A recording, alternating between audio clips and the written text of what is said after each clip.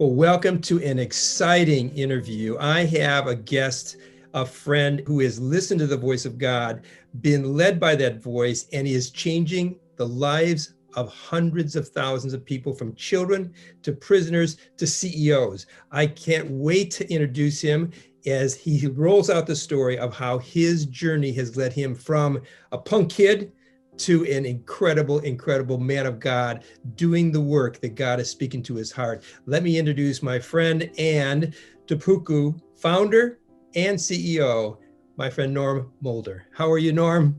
Jeffrey, great seeing you, man. This is fun. This is so exciting. I was just sharing with you before that we got on the air how we have been kind of out of contact for a number of years at this pack. We were, meeting every week, sharing every day, going to the same church, ministering together.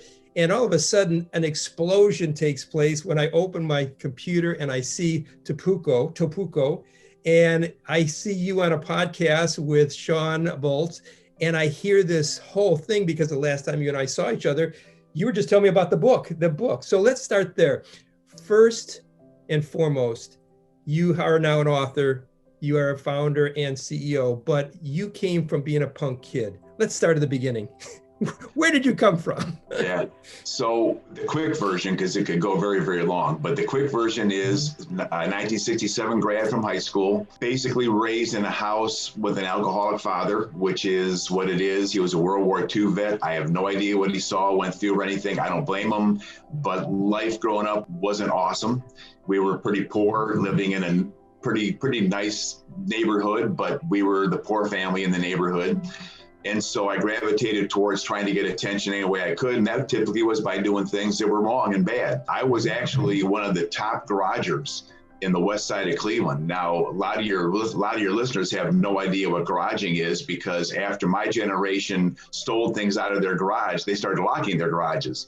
We would typically steal beer. That was kind of the big thing, Then we go down to this beach nearby, and we would get in trouble and get drunk and all that stuff, and all the carousing you do in high school back in the 60s. Everybody's heard about the 60s. So thankfully, I got drafted and ended up in the Army and went to Vietnam for a year, 1 hour, 2 days, whatever it was. It was a little more than a year. All I remember being ticked off because I was there longer than a year.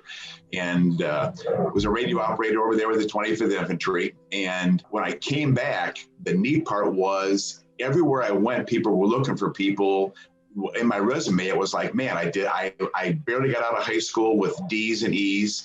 And I carried, I was a radio operator in Vietnam. So everybody was looking for people with those kind of qualities. And I would say I'm tongue in cheek and being facetious right now. So I became a garbage collector in a suburb outside Cleveland, Ohio, and collected garbage for a year and got lucky in the summertime. And this will lead a little bit into TOPUCU, and how TOPUCU is really the culmination of decades of what I learned even before I got saved in August of 1980. I just had my 40th birthday, by the way, August 22nd, 12:05 a.m. Happened to be one of those ones that knew when it happened. But happy birthday. Collecting garbage, and in the summertime of 71, somebody said to me, "You were too hard to be a garbage collector. Why don't you take the fire test for Bayville?" So long story short, I became a firefighter paramedic in another suburb outside Cleveland. And in 1975 is when I had my epiphany. I was 26 years old, and I said to myself, wasn't saved yet, and I said to myself, there is a bunch that you weren't taught. There was a bunch that you weren't mentored. There was a bunch that you don't know about how life works. And so I started reading everything. In fact, my friends back in that day, and you might remember, we had these little things called cassette tapes. And my friends would say, "You got tapeworm." And I don't mean physical tapeworm, I mean cassette tapeworm.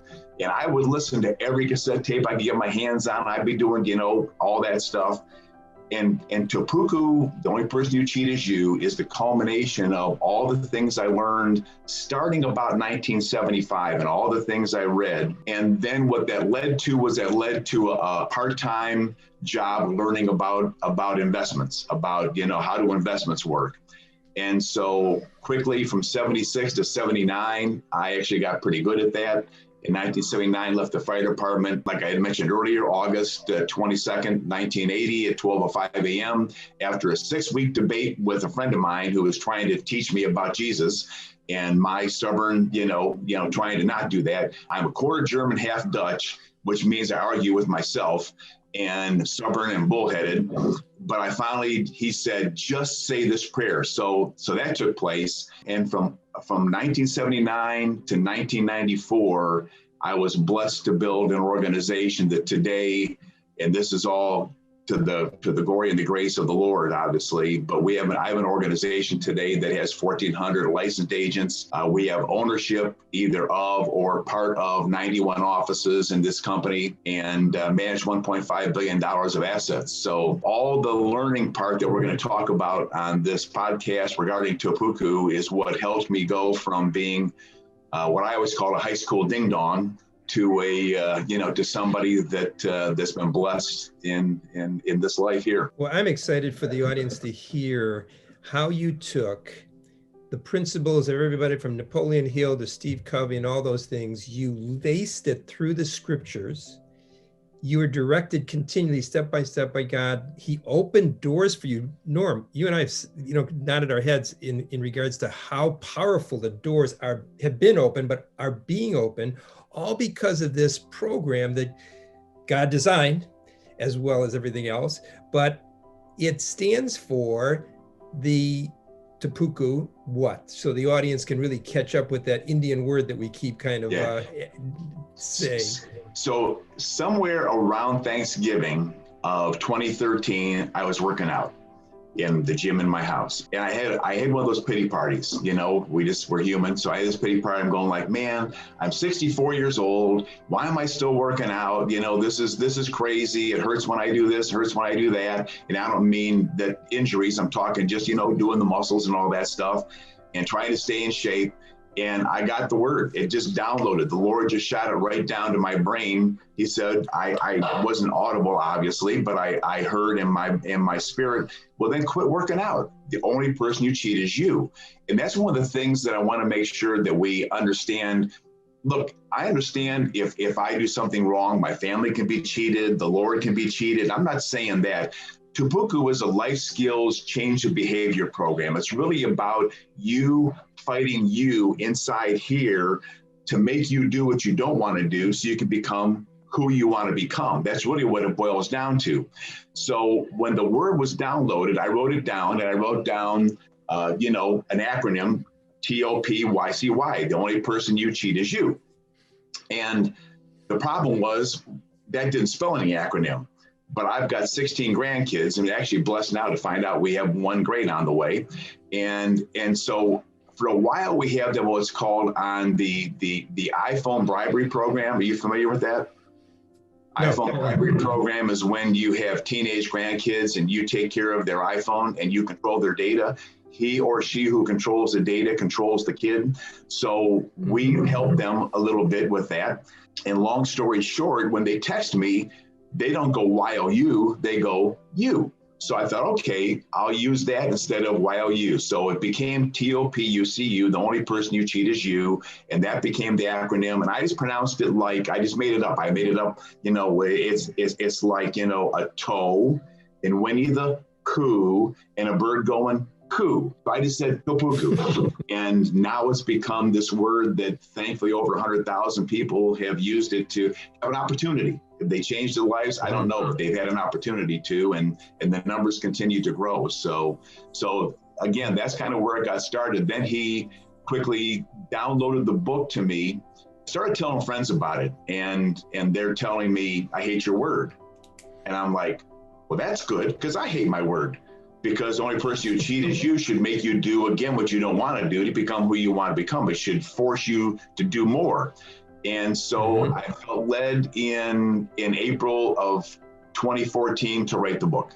And the Lord downloaded it literally an hour and a half. He woke me up at like 4:30, 5 o'clock every morning. I'm typically an 11:30 midnight to 7:30 guy. Now, back in the day when we built the business, it was midnight to 7. I mean, not midnight to 5. But he downloaded the book literally every morning for 3 weeks. In the course of 3 weeks, I had the entire book done, Pat and I had it totally edited, and we were ready to go to print because everything was in there that he put in there. So, and then again, it wasn't created for corrections or even education. I actually thought, Jeffrey, that the corporate world would like it to help them learn to think different. And I thought that, probably gyms and people in physical fitness would like it, but it's the Lord. If you want, I can tell you the story how it got in corrections if you want to get to that. So I think we will. What's the name of the book, Norm? Is it TOPUCU? It's just TOPUCU. Yep, the only person you cheat is TOPUCU. you. And the bottom of the book, all of our stuff at the bottom says it's not about information, it's about transformation. You and I know that transformation is a 3-step process, but most human beings don't understand that. And they try and transform by using only steps 2 and 3 of transformation. Step 2 is I have a emotional event take place. I decide I'm going to get in shape, or I'm going to be a better employee, or I'm going to be a better student, or they have a New Year's resolution or something like that. And so they have an emotional event, which is actually step 2 of transformation, that leads to step 3, which is an action. I join a gym, I show up to work, I work harder, I do better at my homework, whatever it is. And yet, if you don't do step number 1, you'll never transform long-term. And that's why most people that try and change habits, they fail because they don't change the way they think. TOPUCU is strictly 5 tools built into 7 lessons on how to control this thing to make this thing do what it doesn't want to do, again, to become who they want to become. Which takes, in retrospect, this scripture of 2 Corinthians chapter 10, verse 3 through 6, that says, take captive every thought into Christ Jesus. The problem that you have bridged, and I know you use that terminology, and I love your video of the blowing up of the bridge. We'll talk about that. But in turn, Norm, the reality of most Christians that are seeking to hear God's voice think that they can read a book and do it, and it's going to be that forever. And you talk about the bridge and the back and forth. Can you begin to kind of unwrap that a little bit? Because I think that has such a powerful principle, because people start so many projects, so many New Year's resolutions, so many different, startups, and continue to fail. One of my favorite books, you've probably read it, is the One Thing. And I'll tell you what, the little chart that he has, how we get excited and bang, we hit the ceiling, the glass ceiling, and back down until we get more excited and back up again. And we just do that for life. Versing those like yourself and the kids and adults and prisoners and CEOs that you've taught have broken through that ceiling. But it's based on, at least from what I've picked up from your videos and your website, it's that bridge, learning about that bridge. So take us there and come back to the 1, 2, 3 steps that you haven't revealed yet, the first step, because that's the one everybody jumps over. But go ahead, share about the bridge. Okay, yeah, so the bridge is lesson 7. It's called Burn the Bridge. And what I learned a long time ago is if I can learn to control this thing, then when you change a habit, typically, like we talked, like you just said, I go across the bridge called getting in shape, the bridge called getting out of shape, in shape, out of shape, and so forth. The same thing would go with, I'm going to do my schoolwork, I don't do my schoolwork, and the list goes on. So in order to actually blow up that bridge and get to a point to where your brain can control what you're doing, you've got to have these tools to make that happen. So, I mean, it's amazing. And again, I read hundreds of books, if not more than hundreds. And I can't tell you again how many cassette tapes and eventually CDs, and the list goes on that I listened to that culminated it. And the nice part for your listening podcast audience is the whole book is 48 pages. I mean, I really did try and get it down just to the nuts and bolts of what you need to control your brain. So you can only blow the bridge up if you can learn to control your brain. And I came up with 5 tools. I shouldn't even say I did. The Lord brought those 5 to my remembrance. So lesson 1 is called, why do I keep doing that? And it's basically about habits. So in order to break a habit and in order to transform something, we need at least to know what it is. So quickly, a habit's it's actually a pretty simple thing. A habit is a trigger or a craving that desires a reward or satisfaction. So in 1994, when I semi-retired at 45 years old, I was still in pretty good shape.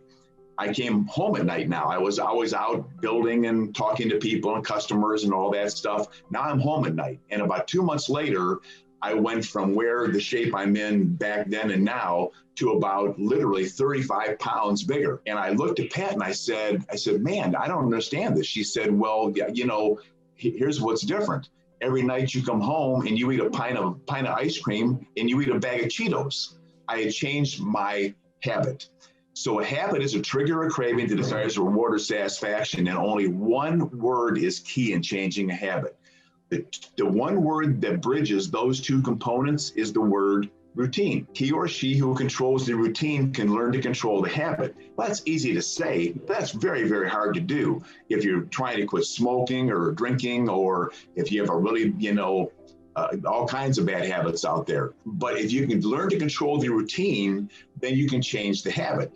And so that's why one of my favorite examples is Alcoholics Anonymous. Come to a meeting in the morning, come to a meeting at night. Why? Because they're changing the routine. You're not in the bar at night anymore. You have a different routine. So that's information. But then the next 5 lessons are all tools to actually learn to do that. And I'll kind of go through them quickly if we have time. Oh, you do.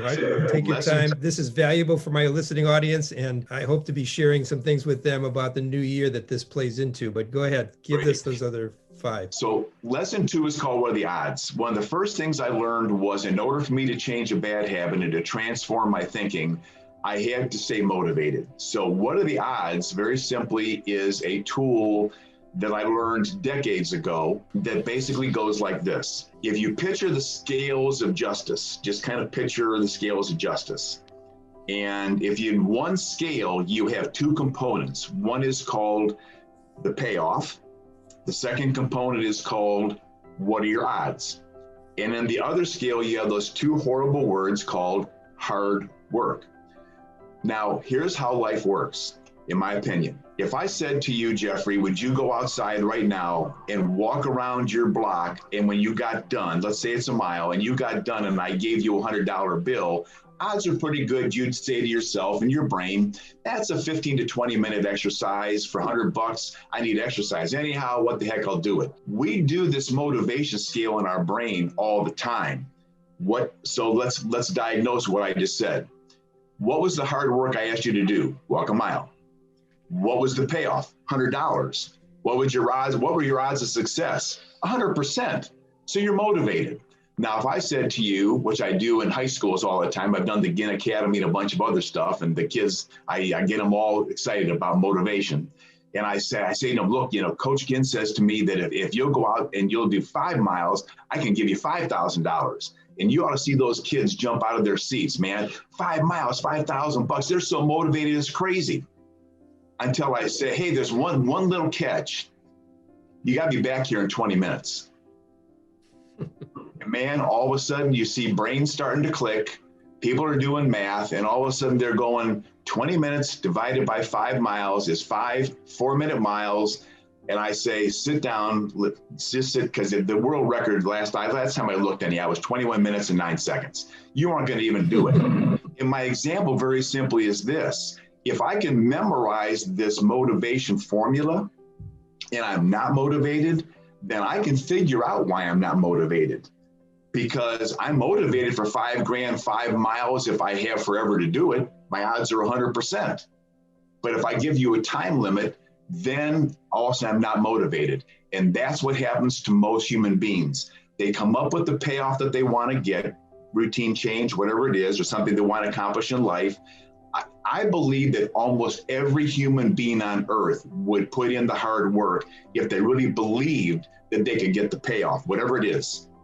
But what happens to most human beings is that odds of success, they judge themselves based on their family history. They judge themselves based on past things they've done. They judge themselves based on bad habits they have. So I believe in a thing called cinch by the inch, hard by the yard. Just a little bit every time, and ends up being success down the road. So the payoff becomes a challenge because of the odds. They preconceive when it will happen, and they preconceive how it will happen. And that's not scriptural. You sow here, you reap there. You sow in this time frame, you reap in that time frame. So once I figured out that all I could do is control one component of the odds, which is the hard work. If I worked hard, my odds scales. If I worked hard and this scale of hard work went down, my odds, the opposite scale of odds had to go up. So I just continued to work hard. And all of a sudden, the superintendent at the service department in 1971 says, take the fire test. And I take the fire test to become a firefighter. I got local moving company my days off. I move a guy. The guy says, you were too hard to be a part-time mover with your own moving company and a firefighter, paramedic full-time. You need to learn about wealth management. I said, I know nothing about it. He says, put in the time, you'll figure it out. And here we are with $1.5 billion of assets under management. You put in the hard work. Don't predetermine when it's going to happen, how it's going to happen. Just know that your odds have to go up. So that's a tool that if they learn the scales, they can learn to motivate themselves. And if something's missing, they can figure out why. Maybe I'm not putting in enough hard work. Maybe my payoff's unrealistic. I'm 5'2" and I want to be an NBA player. I mean, so that's that tool. Somebody's listening right now and hearing this, and I know we're speaking to somebody, Norm, beyond one person, but I know there's in my soul right now, I just sense somebody listening to you, and he's got this side of his mind going, this is impossible. Only this can happen to Norm. This can't happen to me, because where he's at right now is in the dumps, in the pits, and wherever it might be, or she. But you heard from the Lord. You continue to even be directed by the Lord, even when you didn't even know his voice, even when you were just a new Christian. Give the audience a little bit of understanding from the premise of maybe the tools you use there, where you're reading scriptures, devotionals, journaling. Unpack that part of Norm's life, which I know because I've been in your kitchen and sat with you many mornings, but in turn, share with them where you heard that voice of the Lord and was able to take that first step in faith.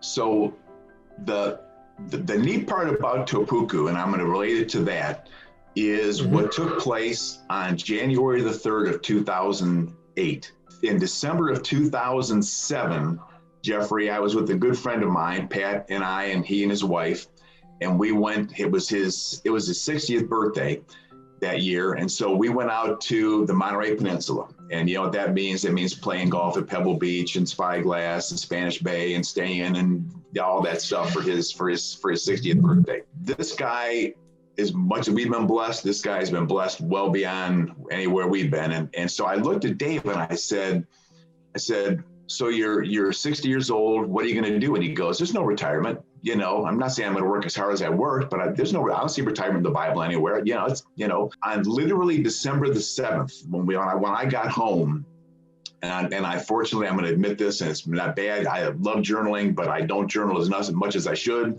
But I started journaling, and every day the Lord gave me something from the 7th to the 31st. I call it my 25 days of December of 2007. And the last day he gave me James 4:13-17.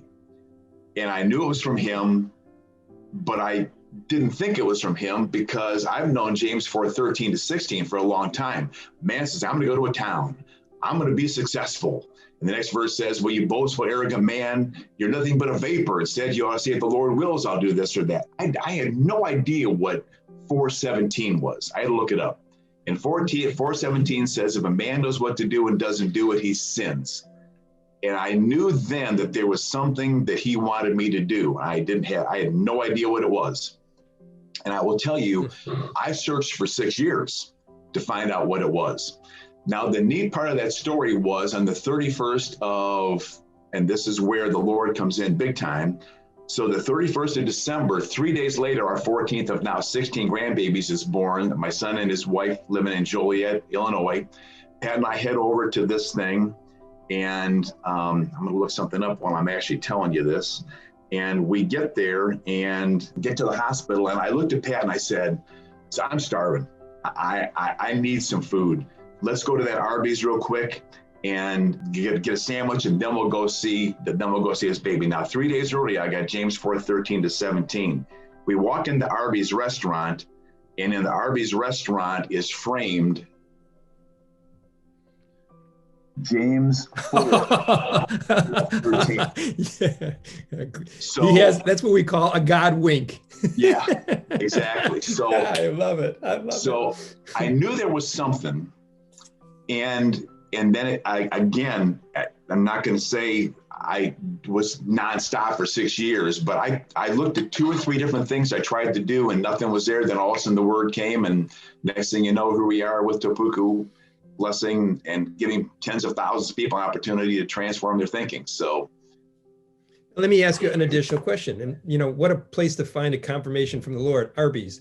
yeah. But nonetheless, you did. And he does that. I mean, people don't realize how much of a sense of humor God has. But in turn, that relationship of once you found that open door, because you hit some blocked doors, were there continual challenges? Were there continual difficulties? Were there typically the disappointments in the journey from that moment, Arby's, towards the successes that TOPUCU has shown?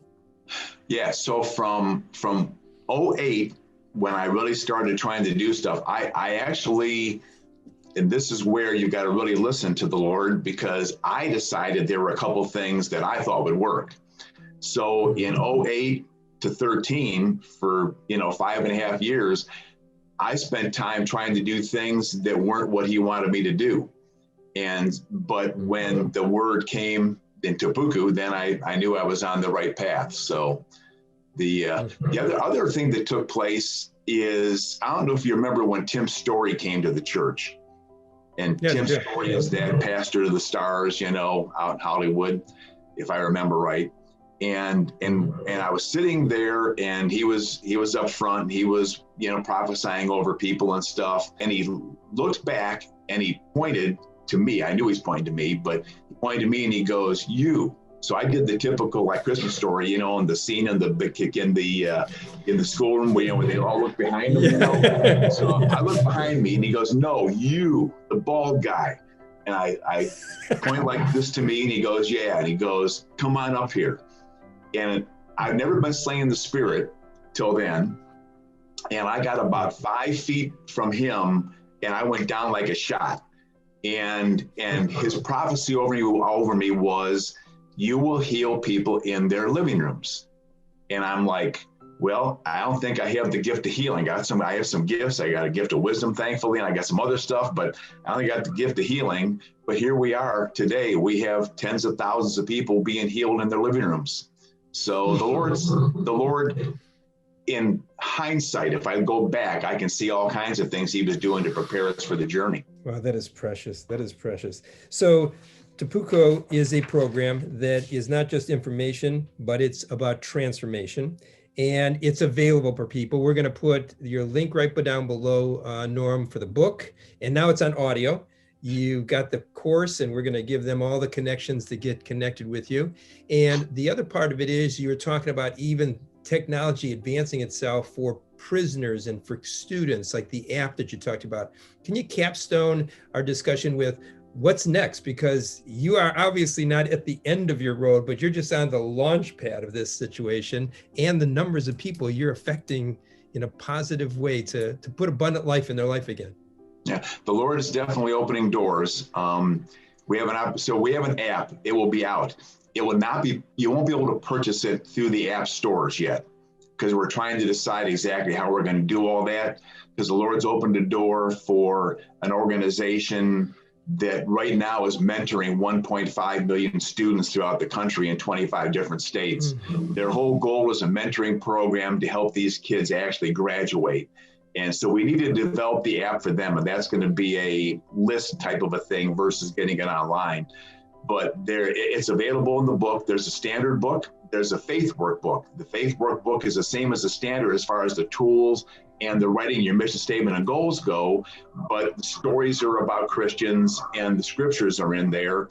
When we first did the book, we debated whether we should go the Christian version first or the standard. The Lord wanted standard because that's how it got into prisons. And it got into prisons through another God thing, through actually the running back, Frank Gore, in the National Football League. One of my agents, good friends in high school at St. Edward's, was Alex Boone, who played for Ohio State and the 49ers. My agent friend told Alex, who told Frank Gore in the locker room of the 49ers one day, and Frank Gore weaved it back through Alex to the person to me and said, you tell that guy to go and do it in prisons. And I got a hold of Mike Swiger and Gary Coley from True Freedom Prison Ministries. They said, let's do it. They helped me get in, and the rest is history. So it's available in the 2 different versions. We have a learning management system, which is an online version the same way. Those are all priced on the internet. I'm fine to work. If you and I want to talk afterwards and work some specials for your troops, I'd love to do that. Our pricing on the internet is basically to create discounts for other people. So we can talk about doing that. And again, it's a combination of a workbook. Then the back part is, once you figure out how to control your brain, you have to declare in writing a mission statement, which is a declaration of who you want to become. It's not who you are, it's who you want to become. And we have a whole template to do that. And then we have goals, same thing, a template to write your goals. Now, what are you going to do to become that person? So you reverse engineer that process for them, which is the biblical principle of faith. Believing what you do not see, certain of what you hope for, then take the steps in faith. I Absolutely. love that. In fact, we will be talking, because every year, as I shared with you before we went on the broadcast, we do a renewal through our Renewing You network, and we put people through the goal setting and the principles of mission statement. But I love what you have done. You've got such substance, and you've, by the grace of God, put a lot of things together. And you are serving children that most of them have a tough road to get in, come from and get through. Yep. You're doing prisoners, and I've done prison ministry. I know where those guys are at. It's just an absolute dead end for most of them. You're doing men and women, husbands and wives. You're doing CEOs. Is there any age group that can't change their life from information to transformation? I don't believe so. We're in the process right now of trying to gamify TOPUCU I've been told by a lot of people, since the frontal lobe for males develops between the 26 year period. For females, typically, they tell me, I'm not a doctor, between 16, 17 and 21, 22. But the more information we can get to the 4th, 5th, and 6th graders that can help them learn to make, what is a good, successful day? It's making good decisions and practicing good discipline. So if we can teach them to make better decisions and to think through things with these tools, there's a better chance that they'll do better with their schoolwork. They'll become a better family component, et cetera. So we've not found an age yet that we haven't had an effect. I just interviewed Mike McDonald from the Bible Project. I'm sure you're familiar with the Bible Project, and yep. They are going to be releasing in January something we're going to be partnering with them on, a complete new training app on learning the Bible. And we're going to interject, of course, hearing the voice of God, which will be journaling and how to tie those 2 together. I just see God putting together an incredible team, a Super Bowl team, that we can, over an 8-week period of time, with our audience, really join together a community to work together, to be inspired together, to be coached together, and to get through, and really no longer worry about the man in the mirror, who's our worst enemy. The man in the mirror, as you said earlier, is what's in our head. Yep. And I've got so excited, Norm, because it's so biblically correct. It is so absolute, even the hard work, because a lot of Christians, as you know, come to the Lord and think, oh, I don't have to worry about anything. I'll sit on my hands and I'll just let God provide. And boy, there's nothing farther than the truth. And I think that this also puts the real part of Christianity together, because you know what? Paul made tents when he wasn't preaching, and It worked hard, but it changed the world. And I think you're changing the world, my brother. I just am blessed, proud of you. I just went back in my memory about how you were an advisory to me when we were doing the journaling and the book of Hearing the Voice of God. And you tell Pat, she's just a queen to be able to be continually feeding you, no longer the Fritos or whatever you were eating. Yeah. But we'll tie together some additional things. And to the audience, listen to me. You have heard so much. Take the time to replay this. Take a deep breath and replay this, not right now, let it digest a little bit, but let it go down into your soul, into your spirit, into your heart, and then re-listen to what you heard. There were gems that Norm brought forth that are so magnified, and they will continue to glow within you.